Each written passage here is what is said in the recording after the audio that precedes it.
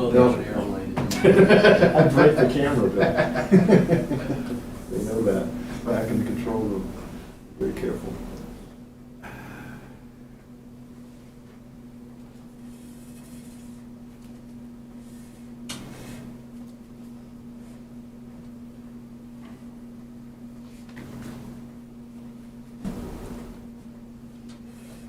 There's a little table over here.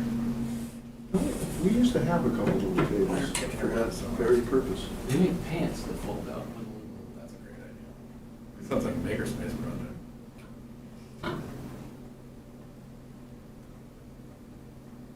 There we are. All right, good evening, everybody. Welcome to the Peterborough Select Board meeting. That's Peterborough, New Hampshire, for July 6th, 2021. I'm Tyler Ward. Tonight, I'll be chairing the meeting. Along with me are fellow Select Board members Bill Taylor and Bill Kennedy. We have Town Administrator Nicole McStay and Assistant Town Administrator / Department of Public Works Director Seth McLean is in the room. We have quite an agenda this evening, and then behind the scenes we have Tim Bresvik, as always, running our technical business. We're on channel 22 Comcast, Ustream via the town's website, and also on YouTube. Correct? All right. Tonight's agenda, we'll start off with a public hearing pursuant to RSA 41:9-A, and that will be to consider amendments to the Section 166 Recreation Facilities Rules and Regulations, Section 174 Right to Know, and Section 202 Fees of the Code of the Town of Peterborough. All the interested parties have shown up. So there you have it. Old business, we'll hear about an extensive update on our electric vehicle charging stations, an update and recommendations for down in the Riverwalk parking lot. And then we'll also get an update on the Consolidated Communications Fiber to the Premises project that was voted uniformly at town meeting. And we will discuss Community Power Task Force that we've had in our sites for a little while here. And we'll review and approve minutes from May 24th and June 15th. And then for new business, we'll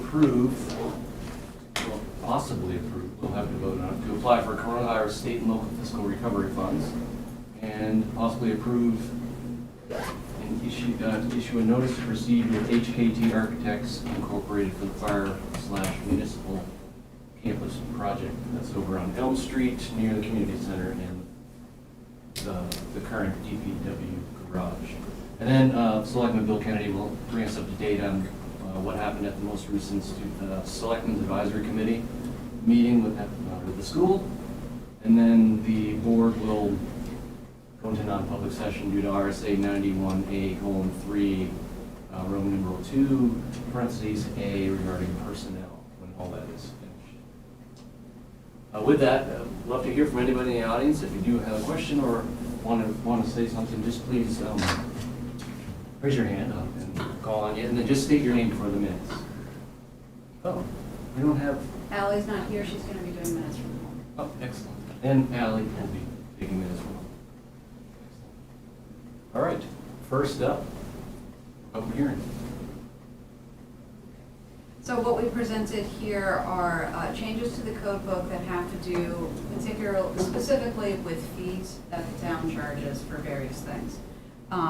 One of the biggest changes is the inclusion of, in section or chapter 166, Recreation Facilities Rules and Regulations. We've never actually had the fees listed in the code book. You're required to have all fees adopted by the Selectmen and included in the code book so that they're available to the public. So these are all the rental fees that we charge for the various recreation facilities, and also for use of certain recreation equipment, particularly the paddle boards and kayaks. So hopefully you've had the opportunity to look through all of these, and I don't know if you have any questions about them. I have a quick question. Sure. I got a fee schedule from Lisa recently when we had a conversation. It's dated 1/8/21. I do believe that fee schedule is what's been adopted here? Yes. Okay. Yes, with a few modifications related to Adams Pool. We're trying something a little bit different this year with the daily admissions, so where people buy a number of admissions, and then, you know, if you have just 2 people in your family coming, you get 2 punches taken off. If you have, you know, say your kids and their cousins, then you have 8 punches taken off, you know, for that day. So far, my understanding is it's going pretty well. And relative to years past, are these fees comparable? Have they gone up much, or have we adjusted for any reason? They, almost all of them are the same fees that we've been charging, you know, moving on to almost 10 years in some cases. So they really have not changed a lot. The only ones that have really changed recently, again, those related to Adams Pool, because we're trying out the new system. And also, we've, in the last couple of years, I want to say it was 2 or 3 years ago, we increased the non-resident rate for Cunningham, the use of Cunningham Pond, and we increased the number of stickers that we would give out. And I think it was 2 years ago. Right. It was definitely in BC. Yeah, and then, of course, we had the pandemic, so we couldn't really kind of gauge last year. So this year we stuck with the previous amount and this Yep. previous dollar amount. And we'll still look at that and see how effective it is going forward with. Exactly, so it's Okay. looking as like. So that's that chapter. I don't know if you want to pause here and take questions. Sure, is there any other questions from the board? Or that one? Anybody in the audience want to ask about the fees for the rec department? All right, that's good. All right, the next one is chapter 174, right to know. Again, this is updates primarily to fees, but also taking out some things that are no, we have a lot of arcane language in some of these old chapters. This one's been around for a while. So really just updating it to reflect, you know, current rules. Some of the things that we addressed in the past, such as, you know, that section under financial records, that's now, you don't need to address that explicitly anymore. It's already incorporated into 91A. So it's just easier to reference directly to 91A where it's applicable to do so. Can we just briefly define RSA 91A in case there are new people in town that Sure. haven't heard all of Pink Floyd's back catalog? You haven't read it, huh? So RSA 91A, which is commonly known as New Hampshire's right to know law, essentially is the same, it covers the same ground as the Federal Freedom of Information Act, but is specific to New Hampshire. So it provides the ground rules for the government's duty to provide documentation, and also provides confidentiality where confidentiality is warranted in those documents. There's also a whole lot of case law around it. It's pretty complicated, it's pretty voluminous,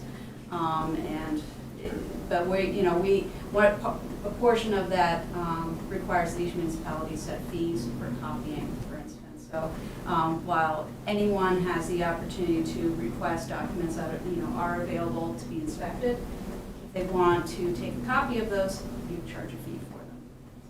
Are these documents ever available electronically so someone could print them out in their own home? Absolutely. So if they are already electronic documents, then someone could purchase a USB drive with the documents loaded onto it. That's also included. That's one of the things we've added this year, is an electronic device that you can buy those documents on, take it home, print them yourself, or not, as the case may be. Is that covered in that 174 underscore 4? So I saw there was a $5 fee for a USB key. And I Yes. was wondering if it was loaded up with the documents as well. Yes, if they're already electronic. There is no, the town is not required to make documents electronic if they aren't already. So for instance, if someone requests the building files, for a particular property going back 20 years. Well, 20 years ago, we weren't scanning everything in, it was an electronic file, so we're just gonna have the paper document for them to inspect. Now, it doesn't mean that they can't pay the town to convert those into electronic, and we've done that before. But there is a cost associated with that, and we're not obligated to do that for free under 91A. That's a whole separate thing that we actually address a little bit later. But that $5 covers the cost of the USB drive, but Correct. not the effort that goes into putting the documents on the drive? Correct, we can't charge for that pursuant to a right to know request. Okay. Yeah.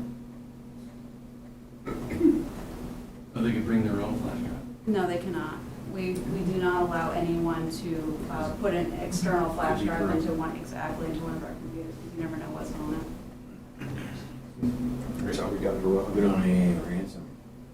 That stuff going. Exactly. Well, that's what they have Fosh for, right? Any questions or comments from the audience? All right. All right, and the last one is section 202, which is also related to fees. These are building permits, the fees that are charged by planning and building. Most of these, again, are related directly to building permits, the cost for each of those. These are really being updated. They haven't been updated in a long time. We've just implemented a new building permit software package. And so at the same time, we need to put in fees now, like convenience charges that go along with paying for your building permit online, which a lot of people are doing. We don't want to charge taxpayers for, the convenience of being able to do your building permit application online, so we're adding a charge to cover that cost. And then also at the same time, we're taking a look at the rest of our fees and then adjusting them. They haven't been adjusted in 8 or 9 years. It's been quite a while. So it was a good opportunity since we were already opening up the chapter for revision. So having been on the demolition review committee and part of the Heritage Commission for years in their liaison, the issue of houses that could possibly require a demolition review if they're over 50 years or have a certain meet certain criteria. There has been discussion of the possibility of making the permit based on square footage of the demolition. Is that an option for us? Sure, yep, absolutely. How would we go about having that discussion? Would that have to be its own public hearing? We'd have to do another amendment, to include that in the code book. Or would we have to go, have like a public hearing like this to hear from people? To go over the language of it? Right. No, it's just the public hearing to include in the code book would encompass that conversation as well.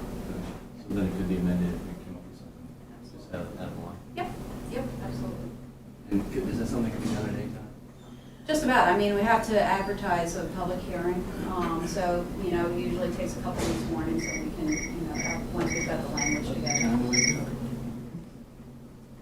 Once the language is together, it takes a couple of weeks just because we need to get a notice into the paper and get it up on the website. We will be doing another round of code book updates later this year, so we can really just include that Okay. at the same time. All right. Sorry about that. If that's for me, Bill, tell them I'm in a meeting. In the summer, that really drove me nuts because my phone would go off, or I'd hear crickets and I was thinking I had my phone. Let me turn it off here. Okay, sorry about that. Sorry. No, go ahead. I was going to say, you also see in here that when we get to it, the other fees, we have similar fees as far as copying, photocopying pages and whatnot. Where it made sense to, we made sure that those fees are the same in the previous chapter that we just looked at, the right to know chapter. So the fees, for copying 8.5 by 11 is exactly the same. It doesn't change from chapter to chapter. There was one inconsistency before, so that's been corrected. Other than that, it's pretty straightforward. Could I step back one? Sure. While I was playing with my phone. When I first saw this fee schedule for building permits, my question is, are these fees already implemented or are we deciding to implement them at this point? These fees have all been implemented. What we're doing is updating them. So you can see where, like on this page, for instance, we already have the fees in there. We're not creating new fees. We're increasing the fees generally. If you have upstairs here, on the page above, you have foundation footings, rebar installation. Those are all look like new entries. They don't have a previous cross. Oh, they may not have, and I actually think you're right. Tim did remind me of that we did not actually charge for foundation inspections before. Oh. So that is new. And it is quite a bit of time to do that. Sure. But all these fees have been already approved by the board? The rest of them have already been approved by the board. So for instance, right above there's framing fees. It's currently $50. We're looking to increase that to $60. So I understand. My reaction to that is that's a 20% increase. Yes. And we have the highest building permit rates in the region. Actually, Tim's gone and looked at other communities and believes that this actually brings us more into line with what they're charging.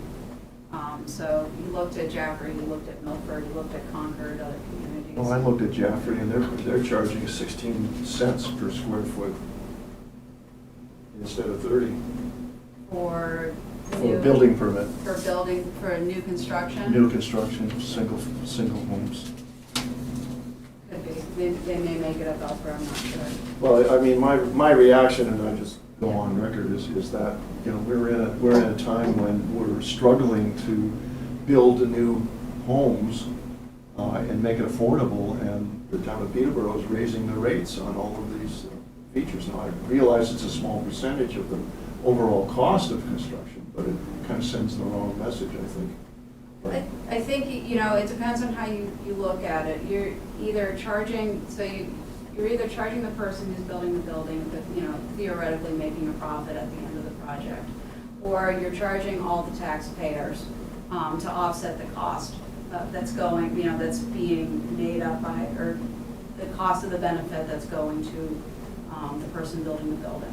It's really who does the select board want to see carry, you know, some or all of the burden of the inspections. And the inspections are all required. They're all required by building code. I mean, this isn't stuff Sure. that's up to the town whether or not we provide these inspections. We must provide the inspections.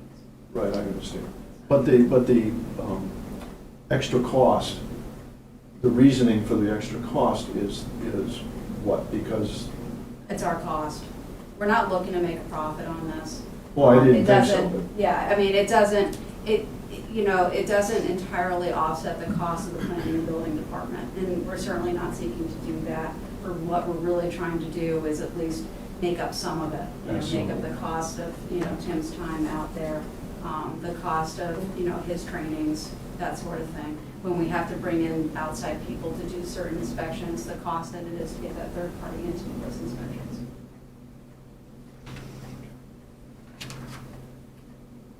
Anything else?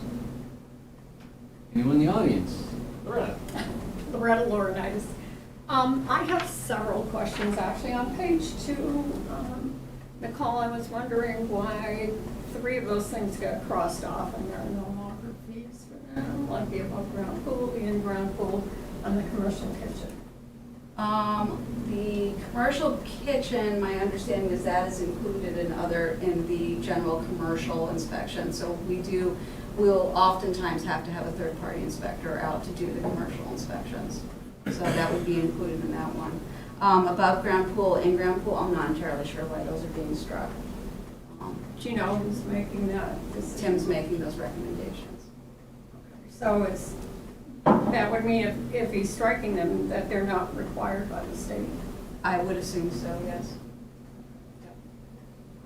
Commercial kitchen is required by a state, that's Yes. probably why we don't charge extra for it. But I think we have a third-party inspector coming out to do those inspections anyways. Tim doesn't do those inspections. And the cost of a third-party inspection is always carried by By the owner. the owner. It may be the same with the pool.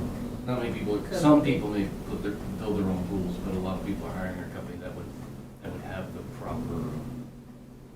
follow the proper guidelines. Presumably. I'm guessing at that.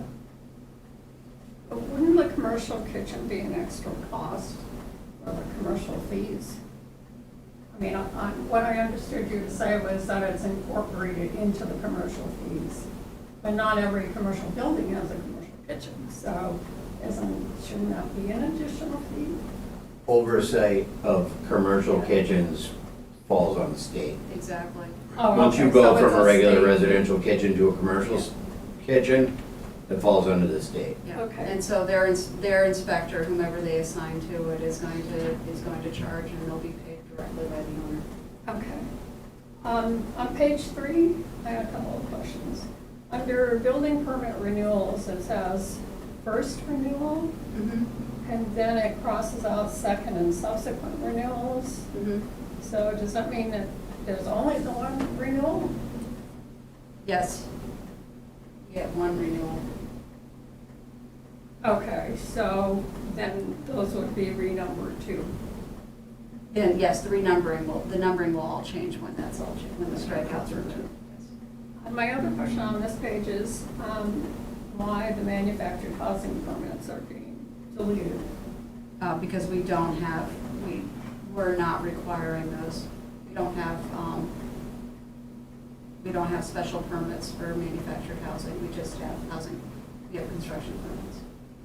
So those would come under construction A permits? regular building permit. Just a regular building permit. Usually, like in the case of the pool, maybe that those are coming manufactured and dropped off at a site, with maybe some Yep. fit up after. I don't even, my understanding is that manufactured housing is more or less just needs to follow the rest of it. So there's a foundation permit that needs to go in, there's an electrical permit, plumbing, you know, the same inspection. So it's not that it's particularly, there doesn't need to be a special manufactured housing building permit Nor do we want to penalize somebody for for having a buying a prefab home. manufactured house over a stick built. Right, yes. Okay. And on page 4, Yep. the condominiums and the subdivisions, there wasn't any change in number 2, and before it was the same as number 3. Is there any reason why that fee wasn't increased? Didn't seem, apparently Tim didn't feel there was a need to change that fee. Okay, so it was Tim who's making all these Tim's making recommendations. all these recommendations, yes. And more, on page 7, where it talks about large format prints, and all of those are crossed off, and the map copies, does that mean they're just no longer available? If you go back to the prior page and scroll up. Oh, it's in there. Okay. And is that also what happened with the, on page 8, where there's the whole section deleted, the digital color of orthography? Is that all in? Because it's all included just in gonna here? be the same. Yeah, it makes no difference to us. Okay, A color print's a color print, a black and white print's a black and white print. It really doesn't matter at this point. okay, thanks. Yep. Anything else? You need a vote from us? Yes, please.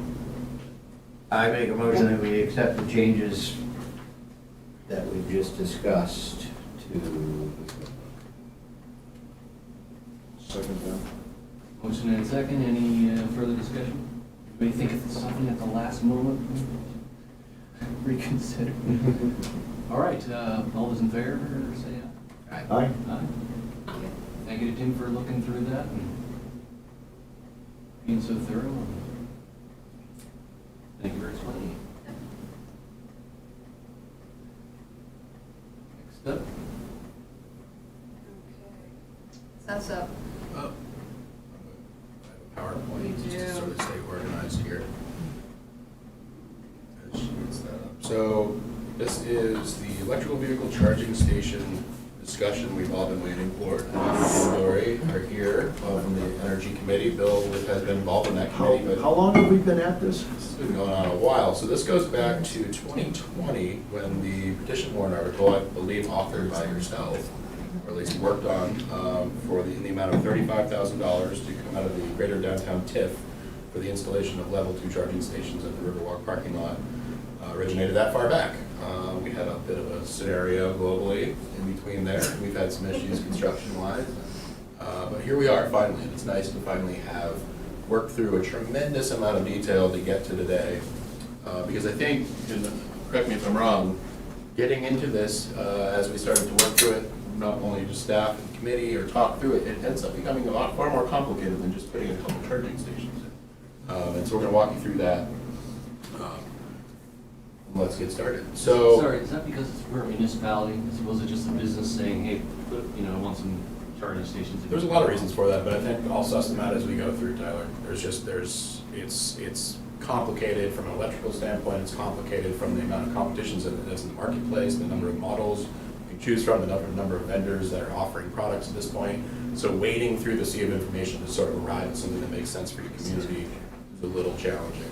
But I believe we've done a good job of that, thanks to the help of the committee and we have staff work. All right, so, as I said, 2020, there was a petition warrant article that passed resoundingly. The community said raise the money, the $35,000 to move forward on some charging stations. Early 2020, maybe end of 2019, Rodney Bartlett introduced me to the Energy Committee. knowing that he'd be retiring and that someone would need to work from the staff angle on moving this project forward. Had a great meeting with the committee. I'd like to give them a little quick recognition if I could. Like I said, Emily Nance is here, Dory Druckman, who were involved all the way through, but there was a number of other people that were on that committee that were absolutely instrumental in helping me, other staff, and I suppose sort of a mutual relationship, getting our knowledge up to make a good recommendation.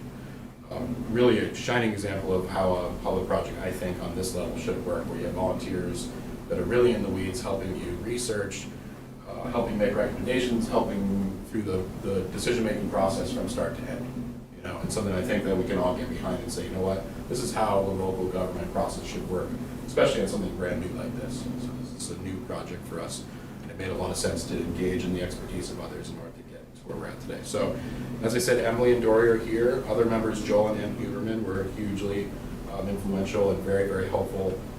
Bill was in some of the meetings, Bill Kennedy, our selectman. Bruce Tucker, who deserves an honorable mention because Bruce literally modeled out the cost scenarios for what we would be looking at for an ongoing maintenance cost or electricity cost for these, and helped to uncover some pretty significant challenges, which will lead to a final recommendation on how we go about installing these as well. Something that we would have had no knowledge of otherwise, but he spent a tremendous amount of time working through that level of detail to help us arrive at a really, I think, a recommendation that makes the most sense for our community. So Bruce deserves, and he can't be here because I believe he's out of state, but deserves incredible amounts of praise for the amount of work that this man put into this on his own time. Daniel Bruchet, am I saying that right? Okay. Jonathan Bass and Steve Walker, and then apologies if I'm forgetting anybody. That seemed to be the core group of individuals that were at every meeting.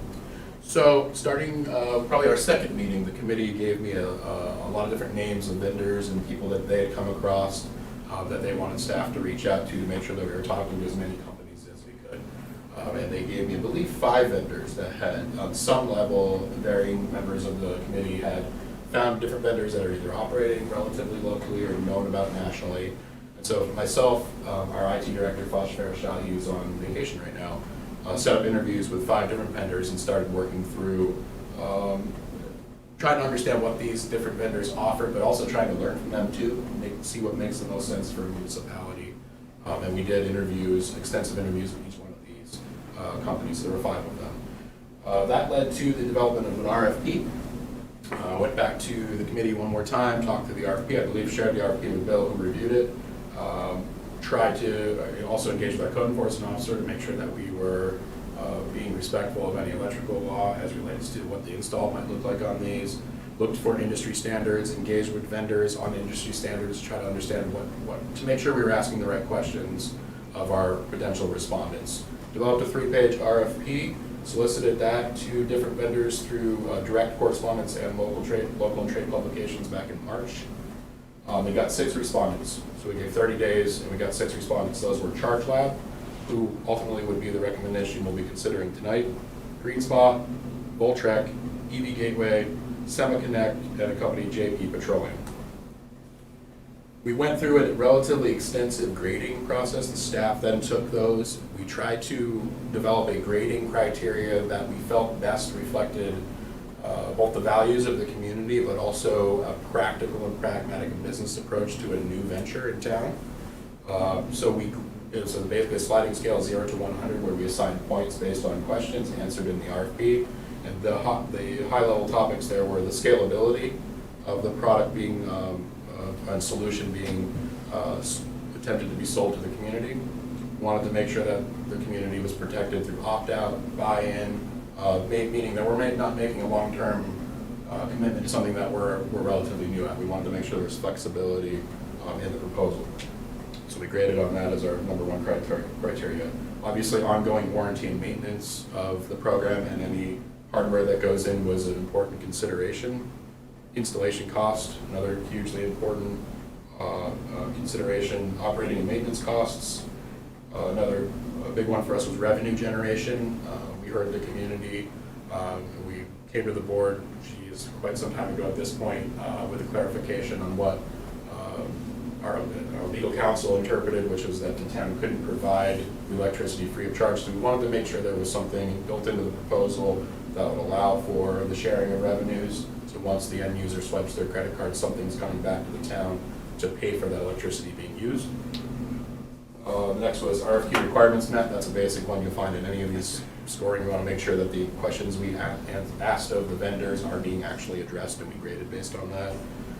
We added for interview rankings, so had we spoken to those salespeople or that company, we wanted to make sure that we were giving credit to who went above and beyond, who really worked with us, and there were numerous that went above and beyond, who solicited, took our phone calls, met us on site, helped us with our modeling on the back end, and we gave credit for that as well. And then, of course, municipal experience. So we wanted to know if you have sold similar solutions to communities, hopefully our size, larger, but do you have experience working with a municipality? Because this is a different business model than the private sector. So with that, we graded them all. We went through all those questions. There were 3 people on the staff that graded: myself, Julie Elwell, I'm sorry if I'm saying that wrong, and Fosh Farashahi. We graded them all independent. We compared our notes after the fact, and we had one vendor that rised to the top considerably, and that was ChargeLab, who we're going to look at tonight. They scored a total of an 86, just about full 20 points higher than any of the other vendors. And the notable standout reasons for that are listed on the screen. We thought it was really important, as I said early on, to put forward a solution that allowed the town the most amount of flexibility, and we believe that their lease, sort of non-commit lease model, was the best for allowing the town of Peterborough to get into this business, so to speak, with sort of an exit strategy if it doesn't work for us, or with a strategy for buying in further or opting out, going with a different company, because certainly we're going to learn a lot over the next few years as we go down this path, but we wanted to make sure we had flexibility. The other vendors all provided a solution where you purchase the hardware and then you have an ongoing cost to continue servicing that, but you own it, it's yours, and if you made a bad decision, you're stuck with that decision. In the case of ChargeLab, we don't own the units, but we have the ability to buy them at the end of 5 years or upgrade them, and that made a lot of sense from a staff and administrative perspective. They're a turnkey solution, meaning we pay a monthly fee to ChargeLab, and they take care of everything. They do all the billings, they do all the credit card processing, the warranty, the maintenance, everything is included. And that's great from a municipal standpoint because we are not experts in the realm of electrical vehicle charging stations. We have a tremendous amount of maintenance to do around the community. We're juggling many projects, and a turnkey made a lot of sense for us to ensure that we can hand off any complaints, warranty issues, repairs to the appropriate party, which would not be the town. Revenue sharing was a big one for us, as I indicated earlier. The town is committed to recovering as much of the cost of electricity as possible. Electricity and demand charges. We're going to get into demand charges a little bit shortly. And we believe ChargeLab provided the most robust revenue sharing at 92% to the town. So that 8% that you see listed handles the processing and all the back end that they need to do in order to process credit card payments and get the town their 92% of that total cost. That made a lot of sense to us. We wanted to make sure that the vendor we selected or put in front of you for consideration was allowing us that flexibility. Next would be the ability for the town through the select board to set rates as are deemed appropriate. ChargeLab offers that. We obviously will need to hold a public hearing in the future to set it, similar to any rate setting in town. But we have a lot of flexibility in terms of working with this company on what we set the rate at, and then at any point we feel, say with an update back to the board, this rate's not working out for this reason, board, we're recommending we go this route, you will have the ability to change those rates to help us with our offset. Go ahead, Bill. Just a real quick question. Yeah. Can we implement sliding rates? In other words, higher on the weekends, higher throughout the day, so on and so forth? We have incredible flexibility with the Okay. rates. In addition to that, we also have the ability to dissuade people from sitting idle on the chargers for long periods of time. So for example, you could say, I'm going to charge, let's say $1.50 per hour for someone to charge at that, but after 2 hours, when you've sort of reached what we consider to be the 2-hour mark, which is what I'm hearing is sort of industry standard for this type of application, since it is an EDA-driven sort of project, the idea is you want people to keep moving in and out of them, not to sit idle all day. You would have the ability as the board then to say, well, we're going to have step increases from there as well. Make it $2.50 after 3 hours, or so on and so forth, to dissuade that long-term use. So yes, you have maximum flexibility. You could set the rate at $1,000 per hour if you so choose. Of course, it would never get used, but the point being, it's really up to the board to decide. They had the clearest RFQ. We really went above and beyond from the staff perspective in answering all of our concerns. We were very clear in our RFQ that we're not experts in this field and we need a partner. We need someone who knows what they're doing, but is going to partner with the town, not just sell us something and then walk away. And we felt they did a great job of handling all of our questions and assuring us that they are looking for long-term partnerships with municipalities. That made a lot of sense to us. You never know till you get into the business with somebody. But certainly they answered the questions the way we were hoping so with their RFQ. And, yeah, And, so you're in. go ahead, please. So you said, look for someone with a long-term potential partnership. So we're also thinking about the possible library site. Yep. And then perhaps the municipal facility over on Elm Street Yep. eventually, and maybe right out front of the townhouse for employees. If the board so considers the lease model to be an attractive model for a municipality and a good way to get started at various sites, I believe this would be a great model for those sites as well. The library director, Corinne, had visited with me maybe a month ago because, as you know, they do have some budgeted money for their charging stations. As I took them through the sort of ins and out details of this type of arrangement, I think she's decided to take a step back and see how this one plays out first because there are a lot of moving parts. And we're going to get into a little bit of that as we get into the budget. But it's not quite as simple as just install and go. Where it gets complicated is working with the electrical providers. And we're going to get into that a little bit. My last point on this with respect to the RFP and the proposal that's in front of you was we also like that they have a strong local connection.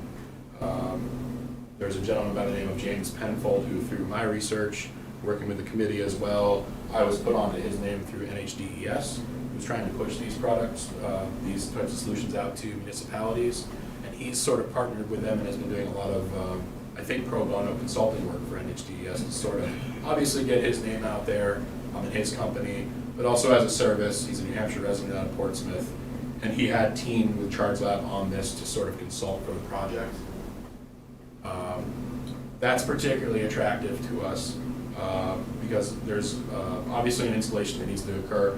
And as I'm going to get into it a little bit more detail, we're going to partner with our Public Works Department to do that, which represented about a $10,000 savings in the front end of the project for our staff to actually do the trench work or different, I'm sorry, not different, but pour the concrete pedestals that need to go in, actually mount the hardware. We'll need to work with an electrician to get things wired up.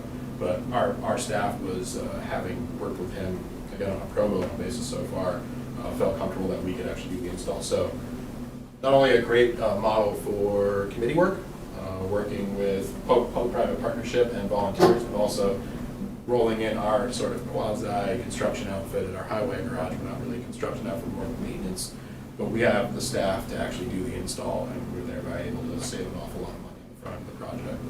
How are we gonna pay for the staff? Is it just gonna come out of your budget? That was the plan. Now, with The- that, go ahead, Bill. Well, the TIFs have an administrative line item of $10,000 a year to cover the costs for these sorts of things. And as I recall, I do believe that is already, Any number of things, you could, it's essentially a $10,000 offset to the general fund for expenses that the general fund covers, within the TIF district in the course of a given year. So, yeah, you could absolutely consider, the work that the highway department employees are doing down there as going towards that $10,000 offset. can we actually charge the GD TIF for those services directly? You, we do it now. Well, we could charge the $35,000, but I think you let Seth finish the presentation. Yeah, I was Talk looking at about the it. numbers, there's a few We're gonna few get a bucks little left close over, to that but, bottom line. Yeah, Without yeah. this I know. consideration, so. well, but this would this be above and, well, I guess it would have to be part of that project, 35,000, so. Yeah, okay. because we haven't budgeted anything else out of the TIF this year, so, Right. for this. Now, light construction projects like this are not out of bounds for the highway department. We do them. As I said, we're a maintenance organization, but we do plenty of work like this. This sort of falls, I mean, it's a little different, obviously, but it does fall within the scope of work that they are used to doing. There was no apprehension on their part to say, yeah, we could do this installation any day. We certainly own the equipment, and we certainly have people that are qualified to do it. Right. But this is an improvement to the downtown area, so I think it's totally appropriate that the Greater Downtown TIF supplies the funds for this, including maintenance funds, but. Okay. Wasn't it my understanding that when that parking lot went in, that site was kind of prepped, knowing that this Yes. was, so as far as, I saw your last about trenching and pads and Yeah. paint and all that. hasn't some of the- Conduits in, but you still have to prep the site for the electrician to do the work and get them wired in. You still have to put the pads in for the actual units. Yeah, so there's a little bit of work, but we're gonna get into a little bit more detail on that too, because we learned a lot through this process that, you know, I wish we had known prior to the design of the Riverwalk parking lot. So we need to make a decision about the future of a program like this. And I'll get into that in a moment. So, like I said, strong local connection. It's actually Abacus Smart Charge. It's a name. James Penfold's popping up all over. He's quite the eccentric fellow. We had a great conversation with him. I'm excited about the possibility of working with him. I think he'll help to oversee the project. If we decide to go this route, we do have a great ally who can help us do a proper installation and proper commissioning and get these things online. All right, so from there, went back to the committee, the Energy Committee for review on the vendor, including an additional meeting where we actually asked the sales rep and James Penfold to join us to have a Q&A session with the Peterborough Energy Committee. I thought that was a great session. We peppered them with many questions, right into the technical details. And my understanding was we all left that sort of feeling, yeah, we're making a good, solid choice on a good quality vendor. We've got a good partner here. They know what they're doing. They're committed to this type of project, and I believe they recognize the value in a project like this, potentially scaling over time, especially in a community like ours, which is committed to these types of energies going forward. So, committee reviewed the proposal, and we looked at a couple. Originally, ChargeLab had proposed us two different hardware solutions. The one that we're considering tonight, after a review with the committee, was called the EV Box Icon model, which was on the first slide. We looked at a little more stripped down version made by Siemens, which was a far less attractive model, and everybody felt, I believe unanimously, that the more attractive looking unit probably made most sense for our brand new parking lot next to the beautiful little trellis, and you know, certainly don't want to put anything in there that's an eyesore. We want to contribute to the space. So therefore the ChargeLab proposal you're seeing now focuses on the EV box. The committee brought forward, and this is a good spot to sort of pivot over pretty considerable concerns about once you get these online, what happens to your electricity bill? We're all familiar with paying our electricity bills. We all pay these ongoing static demand charges, generation fees, service fees, meter fees. They're all in there, top half of your bill. And they're usually static if there's been no significant change in your house. Well, thanks to the work of the committee, it was brought to my attention that at least one community in New Hampshire had installed these without any knowledge on what would happen with the demand charges, and then were, correct me if I'm wrong, unable to afford continuous operation fairly soon after they went online. So that was a good, part of the reason it's taken us to July to get here was that was a good pause. We need to make sure we're making a good decision here. Do we need to change something about our installation? This is where Bruce Tucker's work came in. Bruce modeled out all the different scenarios based on demand charges. Let me clarify that real quick. So a demand charge, and Emily can definitely step in here if I get this wrong, but I'll do my best. My understanding is that you are charged a demand charge based on the total demand possible within a half hour or an hour period, one of the two. So in the case of these units are 7 kilowatt hours per unit, where there'll be 4 of them. There's 2 pedestals, but 4 chargers. So that's 28 kilowatt hours, which means Eversource is going to charge you at 28 kilowatt hours for your demand charges. Am I right? Close? Kilowatts. Kilowatts, thank Kilowatts. you. Okay. Go ahead. Can I jump in? Yeah, please. So if there's one period in the month where all 4 chargers are occupied, you get charged full demand charges, which are $20 a kilowatt with a certain amount free. So that's Right. so under the first scenario, the demand charges would have been on 22 kilowatts, that's $20. 28. well, 28 minus 5. Minus that, thanks. Right. So we do have a solution, and I'll hand it back to, Yeah. if you, yeah, unless you want me to keep going. So that ends up being reasonably expensive. That would have been estimated at about $680.27 per month for those just to sit. Even if they don't get used, $680 a month coming back to the town that you would have to cover. Because they're all on 1 meter, because that demand charge is built on the 1 meter. Now Bruce, this is where they get back into Bruce Tucker's work. Modeled it out, what happens if you put it on 2 meters? What happens if you put them on 3 meters? What happens if you put them on 4 meters? And modeled all this out. Well, what he netted out, and I confirmed with Eversource, because we shared the work through with Eversource, and they confirmed this to be true, is if you put them on 4 meters, you will save $200 per month on the demand charges right off the top. So what that ultimately means, so if you were to stick with 1 meter, which is what's currently there, and again, no fault of anyone other than not knowing how this stuff worked a few years ago. But if the 1 meter scenario that's currently present were to remain, which is an option, then you would be looking at demand charges of about $11,900 over the next 5 years. Never mind the electricity charges on top of that. By putting in 4 meter solution, you reduce that by $200 a month. So I'm sorry, I misspoke. That you would save $11,800 over the course of 5 years, so $200 a month total by putting in 4 meters. So as we're going to get into in a minute, we've got a couple scenarios that call out the budgetary figures for the electrical install. So we're talking about not just getting these up and wired, but also making an upgrade to the area so that we're spreading that demand load over 4 meters as opposed to the 1 meter. Makes sense? Right, so you're gonna tell us how much it's gonna cost to put 4 meters instead of the 1? Exactly. So if we go with that solution, and I'll probably jump back to this too, it ends up being about a 2.7-year payback. So you end up paying more upfront on the project, but it does pay itself back in the savings against demand charges. And in addition to that, and I'm going to get into this in a quick second, in the budget, not only does it pay it back, it also sets you up for future expansion, which, as we went through this process, I believe the committee certainly felt it was necessary and probably smart to look at, okay, let's make sure we're considering a model that can be scaled up. Which is why one of our top RFP requirements and grading criteria was scalability. We wanted to make sure whatever we're going with, if this works really well, if the community really embraces it, we're set up so that we can add more. And so one of the proposals we're going to look at allows us to do that much easier. So while we're already contracting with an electrical contractor to do the work, we're making some changes to the site so that we're ready for future expansion.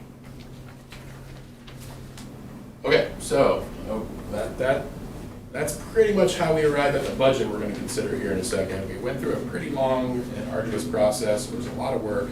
Again, I got to say, just massive thank you to the committee for all their work, understanding, inviting me to meetings, digging in, doing all sorts of homework. And I believe we all felt like, okay, we're at something that we can put in front of the board for consideration. It's not perfect. There's a lot to learn still as we go forward. But I believe this to be our most reasonable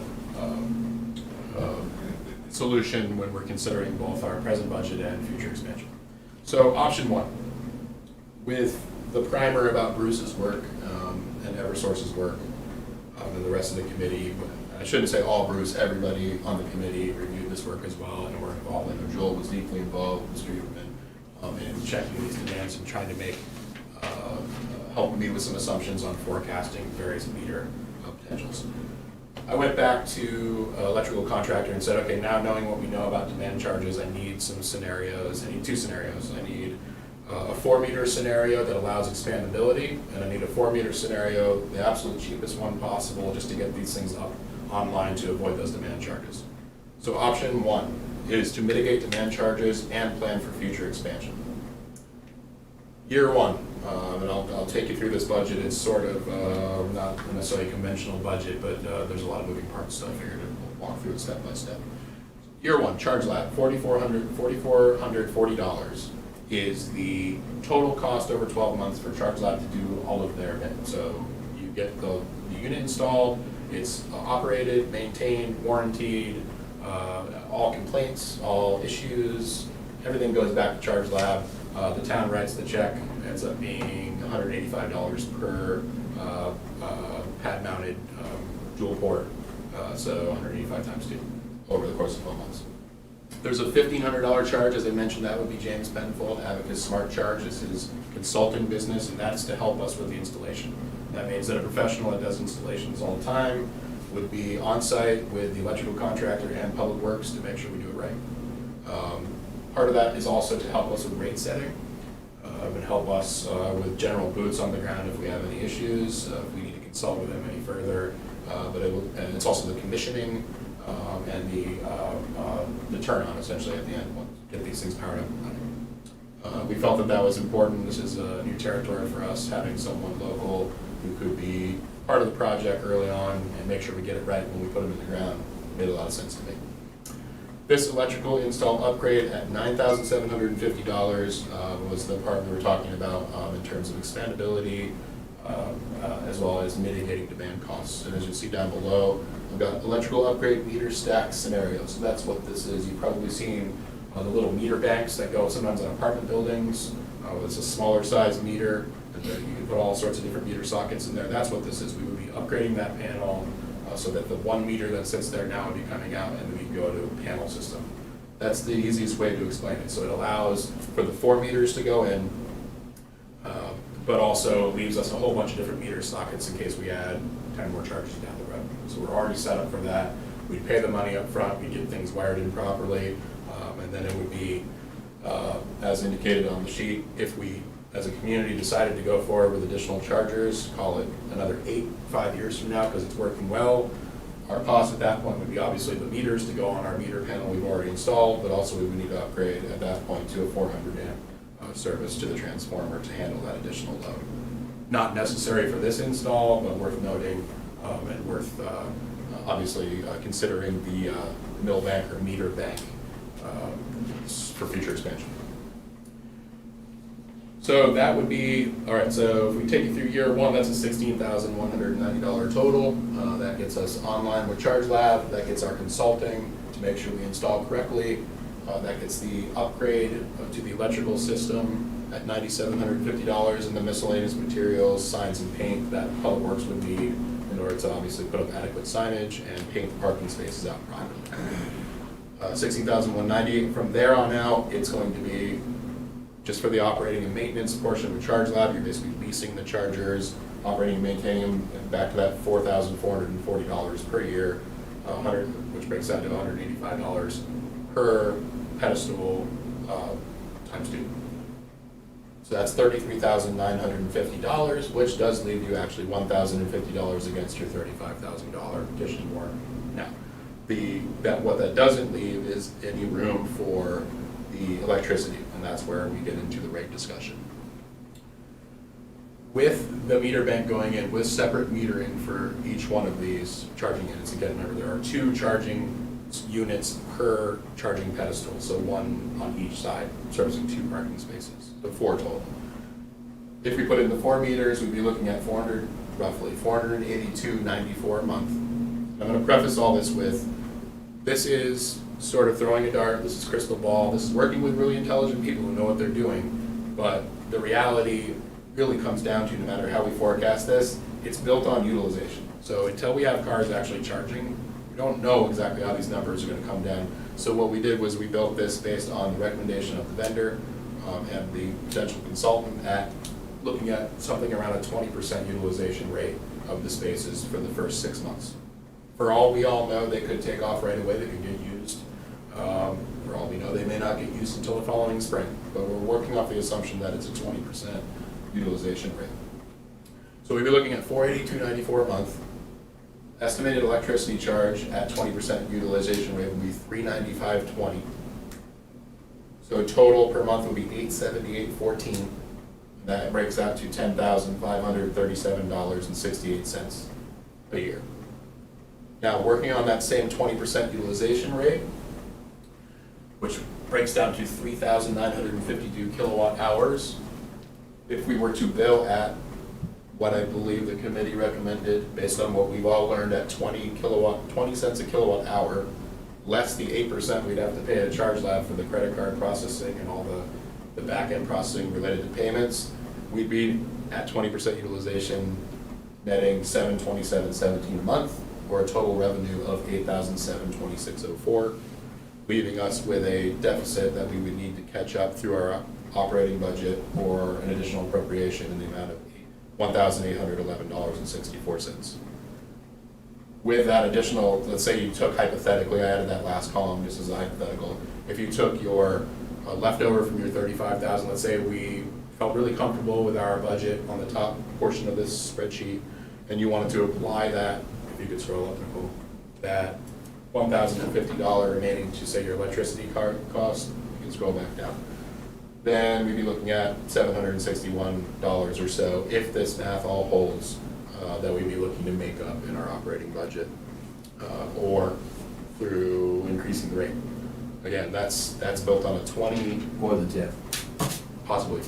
I mean, you have an appropriation now for $35,000, and I don't know, Nicole, and maybe you'd have to weigh in, would the TIF be able to authorize additional money, or we'd have to go back to town meeting? We could do it at the 2022 town meeting. We do an immediate transfer from the TIP to the general fund that would take place before the end of this fiscal year. I mean, hypothetically, that's an option as well. Right. That's Can't probably Can't the town draw up to $5,000 from the TIF without specific authorization? I Not thought sure there was- about that. I thought there was some provision for that. There could be, I don't know.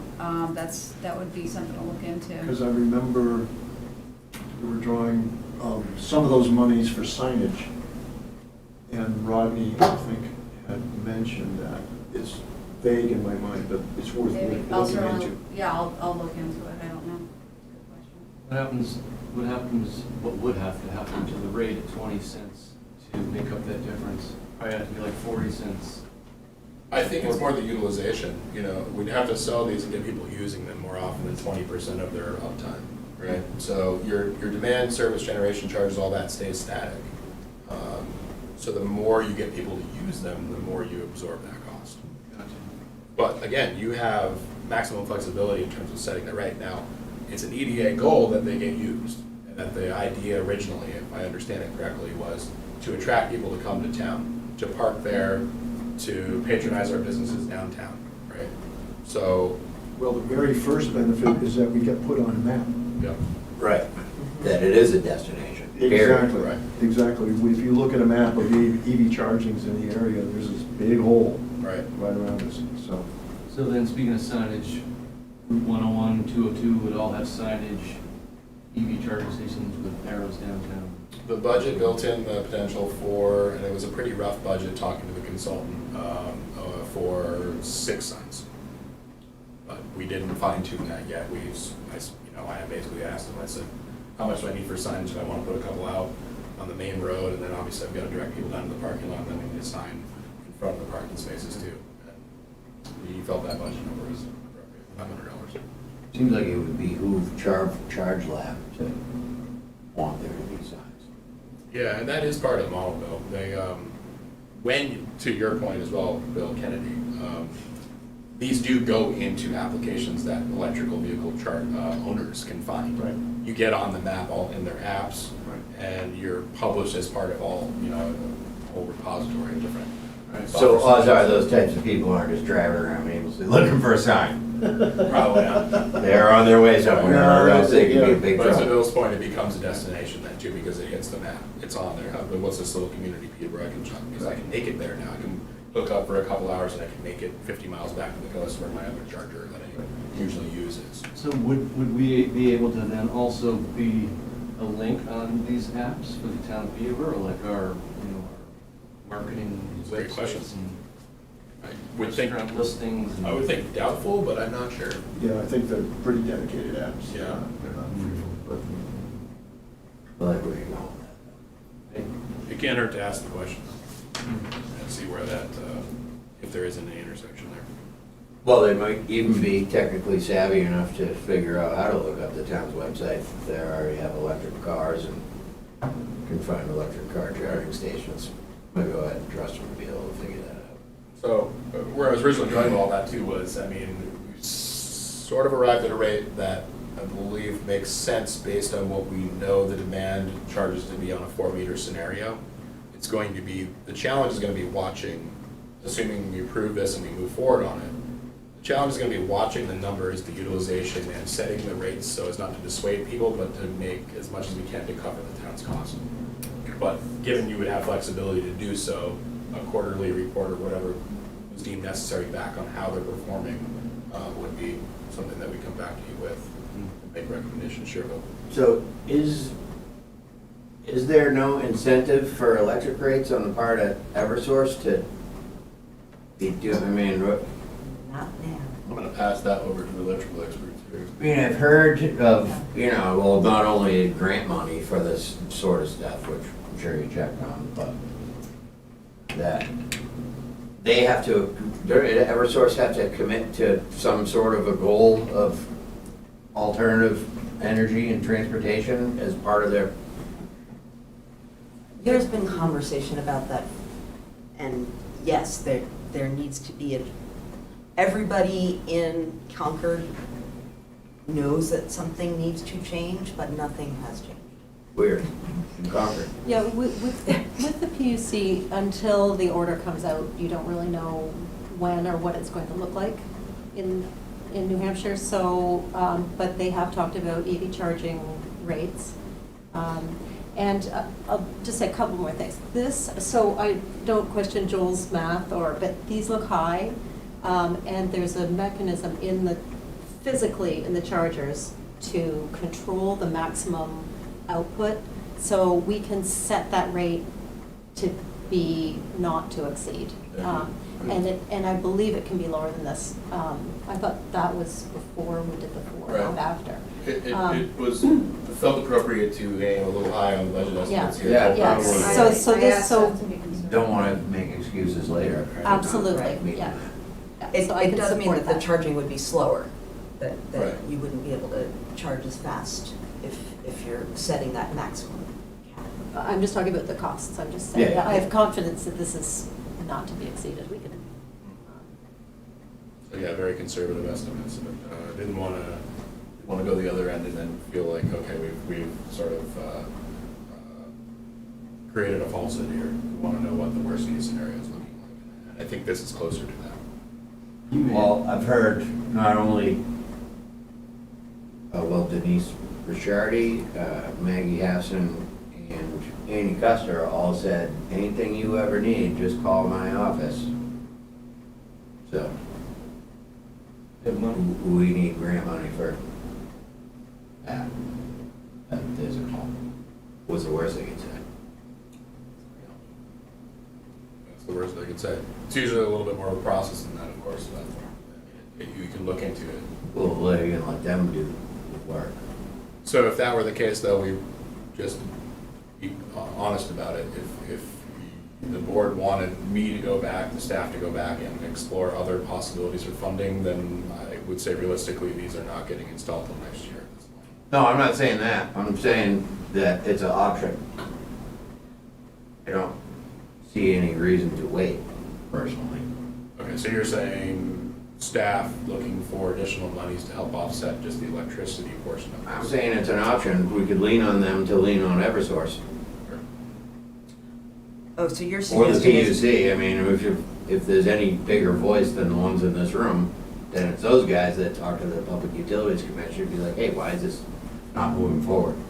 So your suggestion is to talk to them about the policy changes, not about getting money Yeah, to that gives the offset average this. municipality or any person a break on having an electric vehicle car charging station. Which, I mean, if we've already decided on the federal level that we need to convert to electric, whatever percentage of electric vehicles by whatever date it is, I don't remember specifically, but if they're gonna set that as a goal, they should also set it as a goal to make it a reasonable expense for people to do it. So just Not also, that that should be this discussion, I'm just saying that. just a There should be clarification, that the demand charges are not on residential rates. They're just on commercial rates. So if you've got most people will be charging their car at home. Mhm. And so the demand charge aspect of it would not factor in. It's only when you're in a commercial setting that the demand charges are part Right, of the. well, I mean, the commercial setting is, I mean, if they're gonna have car charging stations at gas stations or at municipalities, I then agree. that should be incentivized, that's all I'm saying, it's not a discussion for this. Totally agreed. It's my understanding at the federal level that part of the infrastructure bill that's being considered has monies available for EV charging infrastructure. Although I must admit, most of that money will probably go into fast charging solutions and not level 2. That is probably true. And so it might be something for the town to be thinking about possible places for fast chargers. Because one of the things that, there's a regional organization called the Monadnock Sustainability Hub, and that I am on the board of, and we are actively looking to see shovel-ready level 3 stations, so that once that money is announced and the process is announced, we can apply for it. So if Peterborough does have an idea, what comes to mind is the library, because there is already a conduit in there. Just something to think about for the. Well, and this parking lot's already gonna have the infrastructure, should we one day decide that. True, Level 3 is so where we it- wanna go, everything's gonna be there already, right? I don't know that we have the Oh, electrical. not That from was level union 3. phase. Yeah, no, not level 3, yeah. You They're would not need- running 3-phase down to this stuff? You would need, well, we didn't look at that specific site, but I did look at Depot, and without getting into a long discussion with Eversource about it, I was told that would be substantial electrical upgrades in order to bring level 3 rapid charging stations into town. Rodney had And discussions with them. in the past. And I had understand. discussions with Rodney about the 3-phase, and that it was right at the top of the driveway there. Right. Yeah, no, I misspoke on the part with the Riverwalk parking lot, but we didn't look at, my understanding of this project was always look at level 2, so let's Yes. clarify. Yes. Just always look at level 2 charging stations and develop a plan for level 2 charging stations in that project. Right. When we were working with the committee, it was, okay, one of the things that we should probably be looking at right now as we're talking to all these people is what would it take to bring the faster charging stations to the downtown, at which point I did meet with Eversource, we looked at Depot specifically, and at which point, I would say, not anecdotally per se, but we didn't get into a lot of technical details, was that that's going to require a substantial amount of upgrade electrically to bring it to the. Beyond that, I don't know, Bill, I didn't spend a lot of time on that, I was focused on level 2 chargers for And so this speaks to how fast this is changing, because when, a year and a half ago, when we started, the VW funding was actually out for bid. We had a proposal to bring EV charger, a funded level 2 charger here, but the state didn't award the contract. Yeah. So, and then we looked at the 3-phase at the level 3 charging, but those units are $100,000. Like that's not of the scale we were considering. We've heard that the technology is changing, but what do we do? We have a funded project, this is, and it has flexibility, and that's what, we've tried to meet that criteria. But it is a project in a changing, Well, I remember, I was just saying, I remember very specific discussions and Rodney making phone calls to Eversource about it being 3-phase run down there. Well, but And that- according to Eversource at the time, it wasn't a big deal, I get the equipment difference. right. And I But if think, they're running wire, and we Right. don't know yet what the infrastructure funding will include. It might include funding for upgrading the infrastructure, the electrical infrastructure. So I do think that while this particular project is definitely a set project that does have flexibility, to be also thinking just about the changing environment, the changing funding environment as well, about other options. Hopefully the conduit's fat enough and they lift the string in there and they need to pull. right, and then just a little duct tape and. Vacuum on the other. It's a good question, but it's not coming from the same route. It would come from a pole on the top of the drive. I think it would come different. It's a different installation. I'm pretty positive the conduit, it's not coming, they're not gonna drag like a bigger, cord through the same Conduit's conduit. like, we did That- have yeah. numerous vendors look at it and they felt it was Right. appropriate. Yeah, So- yeah, and we're. I we're just in say it. that you didn't do your homework about it. Yeah. Just when I was having discussions about it prior to the vote, I was trying to figure out a way to get a company to do it for free. Ah, And the discussions I had were about the fast chargers. Well, to circle it all the way back around to the original comment, we're always looking for funding opportunities regardless of project. Yeah, I know. And if something comes up and it's always more attractive, as you know, once you have something going, it's much easier to get some support for it than something that's a little more esoteric. Mhm. So moving forward on the project actually helps us to potentially get some additional funding if it becomes available. So with regard to this projected potential shortfall, that wouldn't actually happen until year 5 anyway, because we have sufficient funds to carry us at least through year 4. Is that correct? No, I mean, it depends on how you spread the money out, Yeah. really. If your total project cost on the top box here is $33,950, Oh, I see. Well, but that's for 5 years. then you've covered your installation and your commitment to Charge Lab.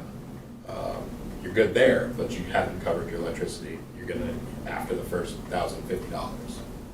So, again, Bill, it depends on the utilization. So if we have great success and people use these things constantly, then we don't have an issue, but we don't know that. Well, I understand, but I fully expect it to be an upswing. I agree, So we're, yeah. so we may see a shortfall in utilization in year Right. 1, but by year 2, 3, and so on and so forth, Great it's point. going to creep up. So perhaps as you get into year 2 and 3, even Right. if you go with a more expensive installation, you're gonna be okay. But You're are doing are we signing a 5-year, so we're paying for the full 4,400 for, I believe it's billed monthly, but that does create some flexibility for us as well, to your point. Because you're not shelling out the entire $35,000? $35,000 after all bits and pieces are purchased. Right. You do have some flexibility. Right. It also gives us time as we get into our next budget cycle, not only to adjust rates and get a good revenue forecast, but then we can go back to the budget process and say, Exactly. here's where we're at, this is what we need to do with our street lighting budget, or wherever we want to put that money to help That kind us. of thing. And didn't you also say there was an opt-out? Yeah, end of 5 years, you can either walk away from the Oh, it's deal. end of 5. Yeah, so it is a 5-year agreement at this pricing. And at the end of 5 years, you can opt out, you can buy in, you can buy the equipment, and they would assign a depreciation value to the equipment and sell you the equipment. So you have a lot of flexibility there. So do you have a second one? I just want to run it by you. That first, go ahead. This will be the same for both scenarios. Did you talk about the actual source of the electricity, where it's coming from? Are we committing to 100% renewables? I did not ask that one. That's important to me. And I That'll- think many. That'll be, we can make that decision separately. That won't affect the 20 cent per hour rate charge. I don't think so. I believe we're under contract with Standard Power now at that We rate, are, at least yeah. through the next year or so. So as long as the bill's coming to us, it's Right. gonna fall under that, and Right. that is 100% renewable electricity. Okay. And then there's been talk over the years in different committees about micro power and powering this with, can all the buildings downtown, could the TIF put solar on each of those buildings to power this thing? there's going to be an energy plan, a renewable energy plan committee Right. that will come up with some recommendations, and those are great suggestions. Thank you. And a community power committee that will also address the same, Yeah. the same issues. Can I just say one thing about the level 2 and level 3 chargers too? Dory mentioned the level 3 at the library, but I don't, I wouldn't agree that that's necessarily a good location for that. I think we have an all of the above kind of scenario for EV charging. There are places that level 2 charging will be suitable, like Riverwalk, like the library. And then there'll be like out at our main, or maybe at a gas station where people stop and want to be there for 15 minutes or 10 minutes. So this is still part of level 3 is not going to supplant level 2 in the near future, in the next 5 years, or maybe never.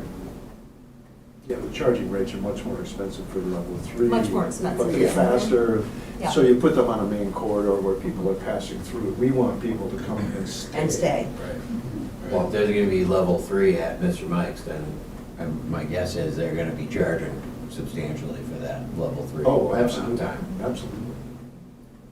And honestly, we would probably love to have level 3 charging in town sooner rather than later, but I don't think Mr. Mikes is going to put in the charging No. yet. Like, No, it's going to need. Anyways. So, Back to you. Option 2. So this is a similar in that it mitigates those demand charges, but this would be a different scenario electrically so that we're not planning for future expansion. And I just wanted to put this up to show that difference. So the only difference here, it changes all the math slightly, is that electrical install price is reduced to $68.75.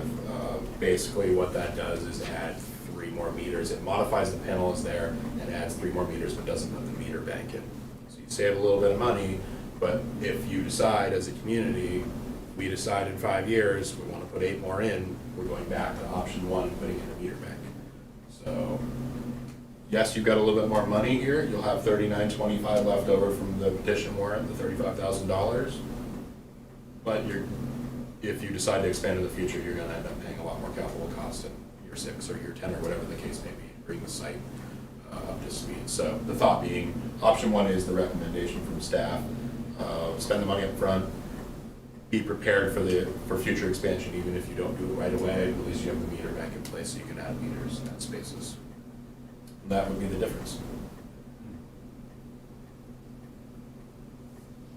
And that's essentially it. I mean, that's where we're at. So you're sitting on the charge lab proposal and direction to staff on whether or not you'd like to proceed and which type of electrical installation you would want to proceed with, planning for future, or of course the last option being for I believe it was $3,300, which I'll just throw it out there, would get us installed, but would have the 1 meter, and then we'd be looking at the additional $11,000 in demand charges. So I didn't know that you needed a budget for that one. We'll probably give you an answer on this tonight. How soon are these going? Good question. Right now, they're talking early October to receive the hardware and get things installed. If we were to move on a contract this week, I was told this morning, early October. All related to the same issues we're seeing in manufacturing everywhere, related to COVID, microchips, and same story that we've heard. It's actually surprisingly quick. Yeah. And I don't have anything in writing suggesting it'll definitely be October, but I was told early October. At any point in your discussions with Charge Lab, did you consider just a single pedestal? I did not. No. Articulating the goals of the committee and what I thought to be the goals of the community was for 2 level 2 charging station pedestals. So 4 heads. Yeah. and the consultant that we talked to, James, said that 2 heads and 4 units is the new single pedestal. Because it did come up in the question, though. It's a good, we did ask it, and they said that's. So you have 4 parking spaces and they're placed Yeah. center. Right. Yeah. Servicing 2 spaces each. And it probably goes along the same lines if you were to start with 2 and then realize you actually needed 4, we'd be into a whole other can of worms. Right. And we would need, Yeah. doing it properly, we'd be going back and doing another RFP at that point. Yes. Because we did solicit these companies, asking them to bid on, 2 dual ports. Yeah, I don't see a point in going back to renegotiate this, because then we won't see it until Right. next year. Are we ready to make a decision and have a motion on this? Real question. Ready? Yeah, I have a couple of questions. What is Charge Lab? Is that a national company? Yes. So where is it based? They're based out of California. Out of California. And do they have a community in New Hampshire or Massachusetts or They're- nearby that they already serve? Yeah, I'm sorry, off the top of my head, I don't recall what they are, but they do service communities in New England. Do you recall? I don't recall either. I know James works with them. Yeah. James is Yeah. local, or in He's in Portsmouth. Portsmouth. Right, so and the local connection is the Abacus, who's got a larger company name that he asked me to use Abacus because it's the consulting service, who works as the install partner with Charge Lab for this region, so his office is out of Portsmouth. And has there been any feedback from any of the other communities that have this in terms of pros and cons and any problems that they encountered? None specifically. I mean, is there any way to follow up with other communities to see what their experience has been? Sure. Yeah, we could do that. I haven't done that yet. We've Well, I don't know done that- some of that preliminary work already, Loretta. I know that I've talked to a couple different communities. It's a real potpourri of installations, arrangements with companies and so on and so forth. I've had conversations with both the manufacturers as well as, and, you know, for the most part, most communities are satisfied with the services they've been getting, but it's been with different groups. I haven't talked to Charge Lab directly. But I'm satisfied that this is the way to go, to be honest with you. Well, we went through a very extensive scoring project, right, to get us to this point? Right. There's one in Manchester one in Manchester, one in Bedford, two in Manchester that have that advertised there. Yeah, and the hardware that's being considered is not something new. It's a major manufacturer that's used all over the place. We're not using some experimental charging station. It's an industry standard. It's a wildly evolving technology. Sounds like it. But to be honest with you, I think things have kind of settled down, particularly at the level 2 charging rates. As was quite evident in the variety of proposals we received back, and the great range and price fluctuation as well. It's sort of the Wild West at this point, it feels like, to a certain degree. I'd like to commend Seth for doing such an amazing job. Thank you. pulling I'd this like all to commend the together. committee for I agree. bringing me up to speed, and the other staff, quite honestly, wouldn't have known about the demand charge scenario had it not been for their work. That would have been quite the problem. So, and I'm not ashamed to admit, we wouldn't have known that. And so that, again, going all the way back to the beginning of the presentation, without that level of support on the volunteer level, wouldn't have arrived at as responsible proposal as you're looking at today. Yeah, and it goes to show, like, once again, we have to praise the people that volunteer their personal time for the better of the community. And I do want to thank you too for looking out for our taxpayers. I mean, your diligence here has been top notch. Can I add my voice to that, though, because there's nothing better than for a volunteer, as you know, to have a project that you work hard on come to fruition in the town. So, that's ultimately the reward that, we That you seek. appreciate. Well, we'll see, we still have to vote on it. Okay. Well, get to this point, yes. And I would also like to add that working with Seth and working with the select board has been really constructive and has been a real pleasure, actually, to be working on this project. So thank you for. So I should have mentioned this at the beginning of the meeting. I know we're an hour and 25 minutes into it, but if anybody is watching this and wants to ask questions via email, right, they can direct them at town administration about any of this stuff. Yeah, Bill. So just clarification, it's the staff and the committee's recommendation that we go with option 1, That is, with the expandability option. I believe, I won't speak for the committee, but it's certainly the staff recommendation to plan for future expansion. Are we ready for a motion? Ready to hear the motion, Chair? Take it away, Bill. I'd like to make the motion that we accept as option 1 and direct Seth to proceed with working with Charge Labs to get this operation going. Second. Motion and second. Any further comment? Discussion? No? All right. All those in favor? Unanimous. Aye. Great. Thank you.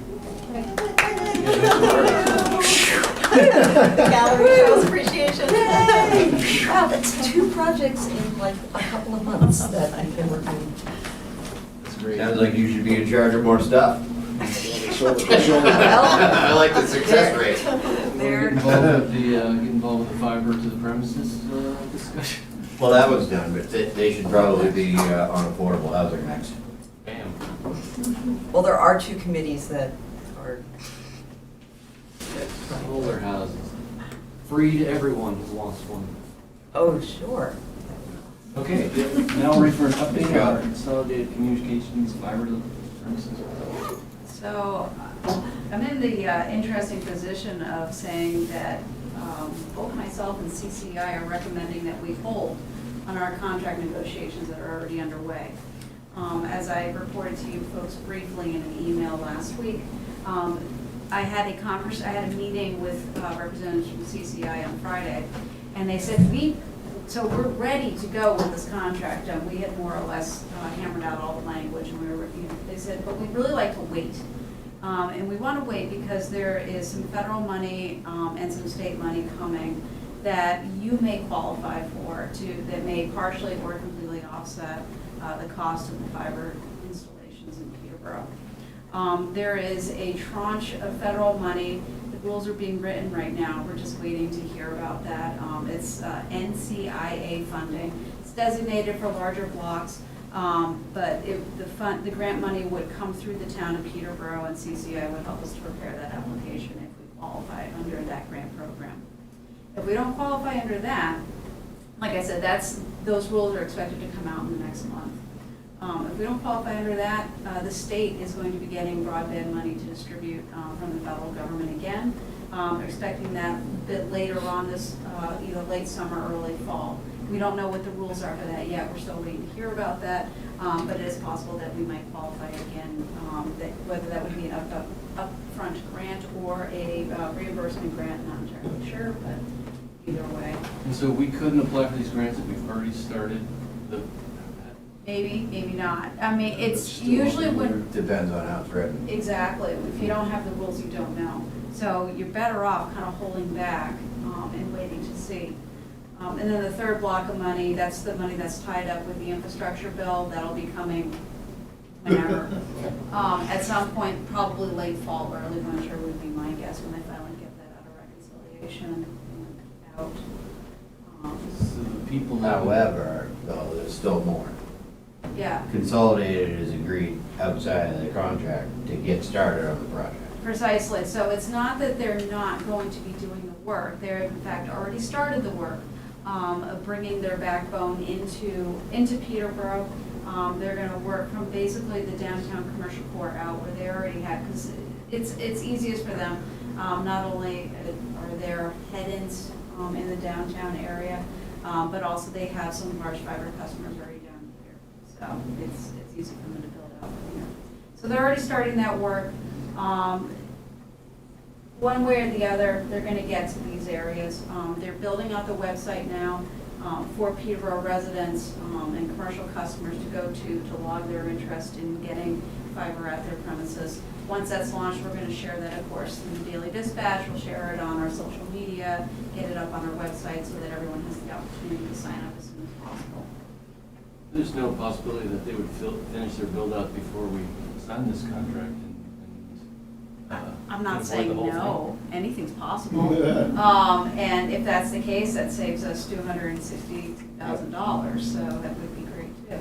Either way, what we're really talking about here is just looking to save the taxpayers money. So. Right, but the people that are sitting at home that don't have internet yet or are on feeble consolidated that they're complaining about, that want this fiber and, Yep. waiting years. Yes. So, Yeah, there's one also right at the table. Me. so, So they've started already, and Yes. the infrastructure is gonna go out throughout the whole town, and then, so we're not probably talking about the end user. We're It's not not gonna be probably a adding any significant delay. time to the whole thing. It certainly won't be a significant delay.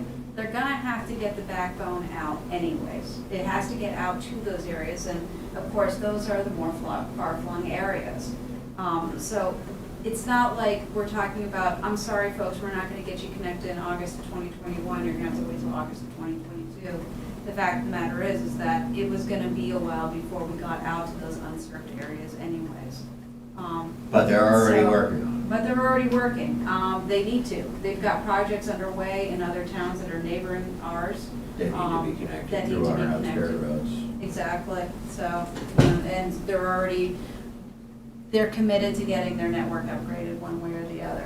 What we're really talking about is just holding off on, essentially signing the contract and giving them cash to do the rural bits that are currently unserved anyways. So, I think it makes good sense, but like I said, I'm all about saving taxpayer funds, so. Yeah. Is there a risk? I don't believe so. We've got the money set aside anyways. The worst that can happen is our applications for this funding get rejected, and there's gonna be no change in the proposal. I was guaranteed that. This wouldn't change our cost at the end of the day. Granted, it was a verbal promise, but it was a promise nonetheless. It sounds like we ought to know by the end of the month. We should certainly know, At least about probably one. this fall anyways. When we talk about rule writing, as we've learned, it takes a while for these rules to come out, even when the funding that we're gonna be talking about in a little bit, the federal funding that's, going direct to municipalities. That funding was signed into law back, February, early February. Well, they created a pot, right? They created the pot, but Didn't put any money in it. they didn't actually finish writing the rules for it until about 3 to 4 weeks ago. Right. So we were just kind of hanging out, waiting, what do we need to know to get the money, how can we spend the money? So it does take a little while. But with any kind of luck, we're gonna get at least the rules on the NCIA money within the next few weeks. And we'll know whether or not we qualify for that. Consolidated seemed to be pretty certain that we would qualify for that funding, if nothing else. Okay, well, my only comment on it would be like, if there's a chance that it's gonna take one day longer or 1 week longer for anybody that's struggling in this town to get broadband, that be for a lack of signing that contract today, then I would say sign the contract. And if we're shooting for luck and stuff getting funded, then we should be shooting for, let's get lucky and have it be retroactive after we wrote the check. I think that given that they're already underway, doing the work that they need to do in advance of getting out to those rural areas. Yeah. That, that really shows a commitment to getting this project done one way or the other. So I think it's reasonable to listen to them, to take their advice, and to hold and wait and see what we can get for grant funds. To me, it's the fiscally prudent thing to do. So. Well, and another thing that we learned throughout this whole discussion was that now that they've had this private equity firm buy out their debt for a certain amount of time, they really have no choice but to build out every possible house in the entire planet at this point. So $262,000 isn't gonna make a difference of whether or not they need to actually have our town That is correct. on their rolls. They So do we've have definitely their got own them there. plan. Do you need any action from us? I don't think so, just more or less just looking for a general amounts of agreement. Yep. Seeing those, Sure. great. Good recommendation. Next is the Community Power Task Force. So- Oh, could I ask you a question real quick? Yeah. I was looking at the work location and address list that they provided as part of the, Yep. where did they get that? They generated it themselves. I got a feeling they went through the rolls and looked at people who already had Comcast or Consolidated. My address is on that list, Oh, is it? and I don't deal with Consolidated at all. Well, you will have fiber going right past your home. Right, I know. So the opportunity to connect will be there for you. I understand, I just was wondering where they got that list. Yeah, they have a list, because they are the telephone provider, the default telephone provider. They have the list that includes every Oh, residence hookups. in Peterborough Oh, yeah. that have copper lines running to them. There you go, So- that's probably where they got it. Yeah, and they are obligated as a utility to provide 911 service to every hookup there is, regardless of whether or not you buy service from them. So if you plug a phone into the wall, even if you don't have Consolidated as your telephone provider, it's still gonna allow you to dial 911. Interesting. Yeah, most people don't. Geez, I didn't know that, because it's the only reason I kept a Yeah. landline. Right. It was a case of 911. They weren't gonna tell you. Yeah. Most people don't realize that, but This that's is their. several $1,000 mistake If you're in an over a lot of emergency and not years. running around looking for a phone, you might have lying around looking at the landline. Yeah, I mean, it's just, I'm not entirely sure when I learned that, but since then, I've always had an old, phone just in the house. just in I still case, have you never know. You didn't pass that on to me. Sorry. Okay, so, next. Moving on to the Community Power Task Force. Dory, still here? Oh, here, I didn't want to set her, couldn't see it. So Dory passed this along to me. I thought this was great. She put together a call for town community members for the two, yep. Just to give credit, Yeah. Bill did this with me. Oh, great. So Bill thank Kennedy. you both. Yeah. And for the two committees, the select board at their last meeting agreed should be created. The first being the ad hoc informal committee to develop the renewable energy plan for the entire community. And then the second is the official formal community power task force, which is what's going to be the committee that you folks will be appointing members to. Okay. So there's really nice little application form that got put out, or of course you make an email directly to info@peterboroughenergyaction.org. This is what's going to go out in weekly dispatch. It's going to go up on our website. It'll be pushed out on social media. And then here is the draft Community Power Task Force foundation formation documents. This will include the mission statement. And this is, I am sorry, the very first time that you folks are seeing this because I just could not get it done last week before the end of the day, Friday. But pursuant to what I'm proposing as being the mission, of course you have all the opportunities to amend this. Pursuant to RSA 53-E, the mission of the Community Power Task Force is to research and advise the select board on the following. Should the town of Peterborough develop and adopt a community power plan? And what are the community power options available to the town of Peterborough? The Community Power Task Force will present its findings to the select board and make its recommendation. Following that presentation, the select board may instruct the Community Power Task Force to develop an electric aggregation plan pursuant to RSA 53-E:6. Membership. An open call for volunteers will be issued to the community at large. The select board will select 7 members for the Community Power Task Force based on willingness to serve, subject area expertise, and expertise in related work, either professional or volunteer. The methodology, I try to leave this very open-ended. The Community Power Task Force will hold regular public meetings pursuant to RSA 91A. To complete their mission, the task force may interview experts, attend meetings and trainings related to community power aggregation and aggregation plans, and conduct research, report back to other task force members, and other relevant activities as deemed necessary. I should note that Gretchen mentioned to me today that she is going to push out the bulletin that the town publishes tomorrow. So Okay. this will be included tomorrow. Great. Cool. Make a motion to accept this draft as written.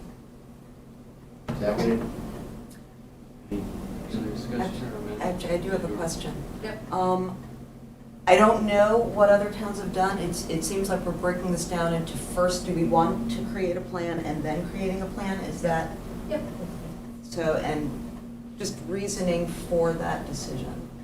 There was a question about whether or not this is the right thing to do for Peterborough. So I think there needs to be a little bit of an exploration of just to really formally do that work, Got it. to say, yeah, we do think this is the right thing. Or maybe, you know what, maybe it isn't the right thing for Peterborough because Eversource is now doing this, that, or the other thing. So that's, Got it. that's really what it comes down to, is just making sure that we've answered that question for the residents. Great, thank you. That's helpful. I actually have a question. Sure. It's at a different spot in the bottom. There are, of course, legal requirements for the committee Yep. in the methodology. Is that, Yep. that's not exhaustive? in the No, it's methodology? just, Yeah. it's not exhaustive at all. Yeah. Just, that's why I threw in the open-ended caveat, other relevant activities as deemed necessary. Yeah. I tried to throw in a catch-all. Thank you. Yeah. All right, motion to end this second. Mhm. All those in favor? Aye. Did anybody read the minutes from May 24th Well, and June 15th? Pursuant to this, we do have some nominations to make for members of the board. I'm sorry, To members for this board. yes. So I have some nominations to make this evening for approval by the select board. Would you like to wait until we get it all out before, and get the applications in? My thought was that you would review the applicants and then Oh, make decisions okay. at a later meeting. Yeah, Is we that can do okay? that. All right. Okay. We were anxious to get started, right, Dory? Yes. But, Oh, and I have a question. If we have trouble getting 7 people, can there be a change in the number to 5? Yes, absolutely. The selectmen can make that amendment anytime. Okay. but if we have 4 members, that constitutes a quorum, so you could actually hold meetings, even though you don't have a full Okay. 7-member. That's true. It just makes it more difficult. You gotta make sure you got that 4 every time. All those 4 show Yeah. up, right? I know. We went through that with the EDA for a little while now. Thank you. But you don't wanna rule anybody out either, because if you pick 4 people without it even going public how to apply for it, you could find yourself in trouble. Yes. That's what you're right. Okay, that's finished. Discussion, minutes from May 24th and June 15th. Well, I'll abstain from the May 20, I was there, Were wasn't there? I? I was Yes. there. That Okay. was the retreat. I would like to move to accept the May 24th. I do have some comments about the 6:15 one, though. I'll let you address them. In the 6:15 minutes, we discussed Thank the you. task force for the municipal Municipal buildings. facilities, yep. And at some point, I brought up that I understood that the Energy Action Committee would be included on that committee at some time in the future. In the minutes, that's not clarified. I would like to add language to the minutes that there is a commitment to have the Energy Action Committee contribute to that task force sometime this fall, late fall. Yeah, make sure Ally makes that amendment. So with that amendment, I would move to accept the minutes. That's fair. I'll second those motions with the minute on June 15th. All those in favor? Aye. Aye, aye. Great. Yeah, nice work on the minutes. Thanks. Yep. All right, we have an application for coronavirus state and local fiscal recovery funds. So, as I was alluding to earlier, we got the treasury rules from the U.S. Treasury Department. Literally, I think every municipality and state in America was sitting on the edge of their seat waiting for these to come down because, we knew roughly how much we were getting that had been, put out in the actual legislation itself. We just didn't know how we were getting it or what we needed to do to apply for some or all of it. So what we are looking to do, is to recover our revenues that were lost due to the pandemic.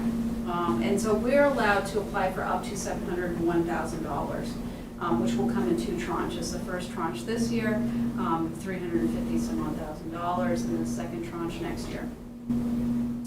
So we had to use a worksheet. It's a very weirdly written formula.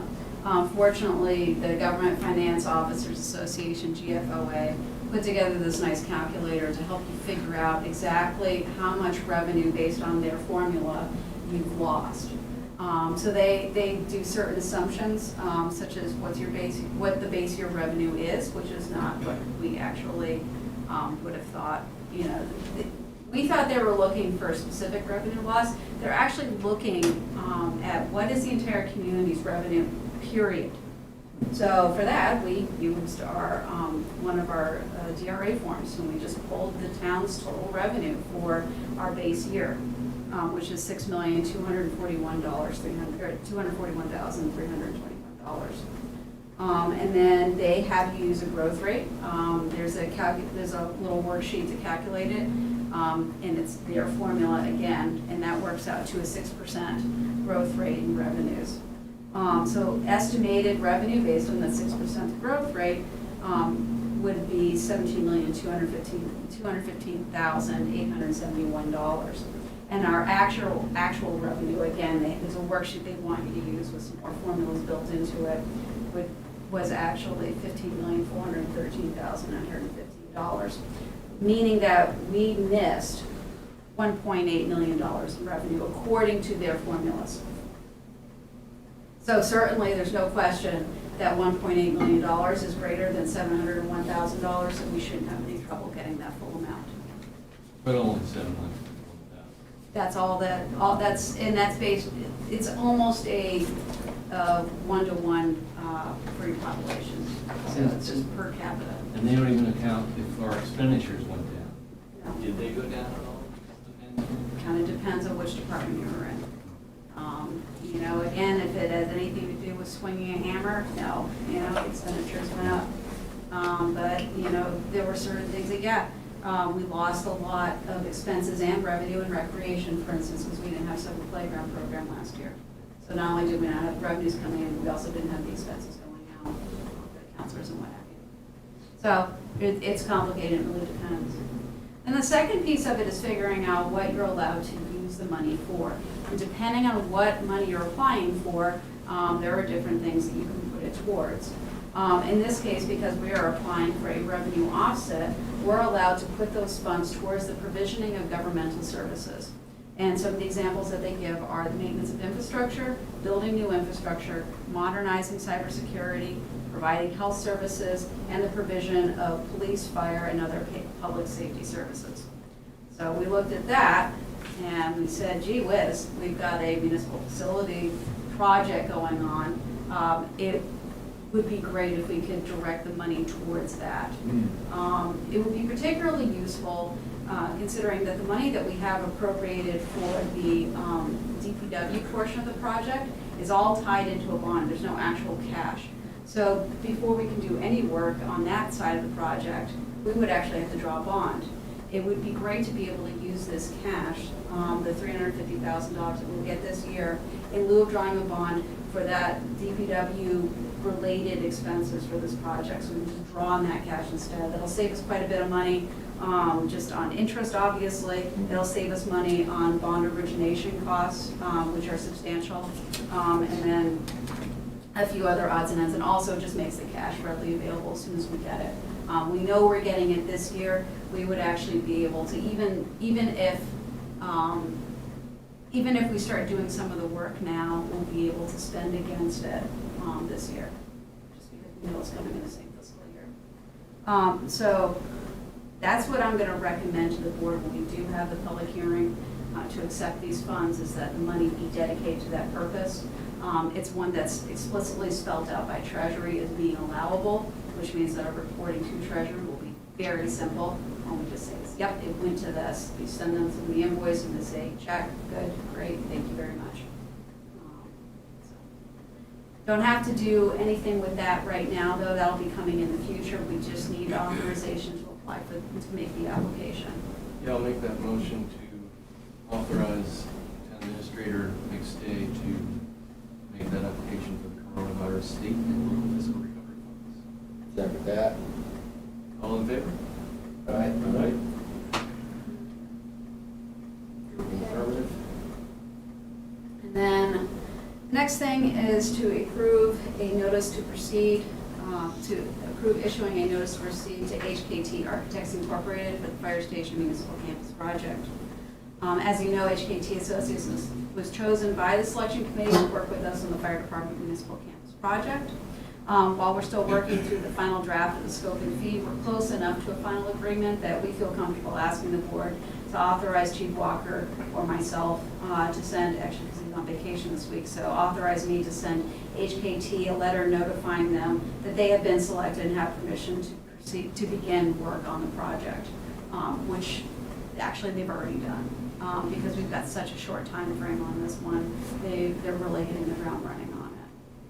And just to be completely clear and upfront, nobody on the task or on the selection committee is affiliated with HKT. No, In no any way, one. it doesn't work for them.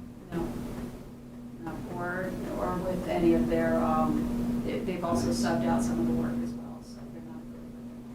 seem to recall in one of our communications that you were requesting additional detail from HKT. Yes. So, In terms of what they're gonna, so what they have broken out in their scope and fee, they have a very high-level summary right, of what their fees go to, and as a for instance, is the one that, the first thing that jumped out at me, and there were a number of other things as we got into it later, but they have meeting one and meeting two, and then two different prices. And no explanation of as to why. what was being provided in those meetings and why the costs were so different. So that was one of those things. Another thing that we asked for was that they better delineate who was going to be providing what services. It's assumed that HKT would be providing all the architectural related services and, and a lot of the engineering related services, but they didn't necessarily spell it out. Right. So we just asked them to, very clearly identify who's going to be doing what at all these stages. And funds have been allocated for this particular project already? Yes, Okay. yep, that went through town meeting Yeah, a couple of 2 years years ago. ago? Yeah, 2 years ago. That's right. I make a motion to approve issuing a notice to proceed to HKT Architects. I'll second All right, all in favor? Aye. Aye. Again, thanks to that committee for sorting that Other business? out. Up next, yeah, Selectmen's Advisory Committee, what's going on over there? it. Wow, it's getting late. The upshot is that they have projected unrestricted fund balance of $4 million, mostly due to COVID-related non-expenses. And so there was a lot of discussion as to how they were going to distribute that money and the kind of money that they would retain. I can tell you that that is an unaudited number, so the actual number is still to be determined. But 1.8 million of that is being associated with reducing the town appropriation payments. Peterborough's and as well as others, not 1.8 for, no, 1.8 across the, now, I don't know how much that would be. You pay a monthly fee to the essentially. I'm not sure what it is off the top of my head. It's But you should be. something around $1 million a month. I think it's more than that.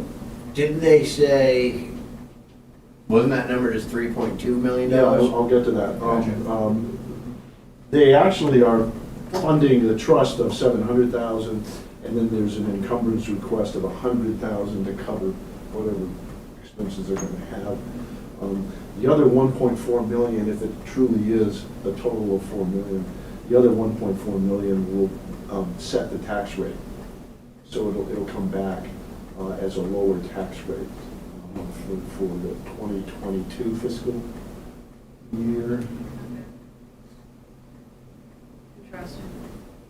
I'm just trying to figure out how that's, so, It'll be so they're gonna reduce the payment schedule that they've already assigned to the That's right. towns with the first chunk of money, and then with the second, they're gonna use that to offset the fall tax bill. That's correct.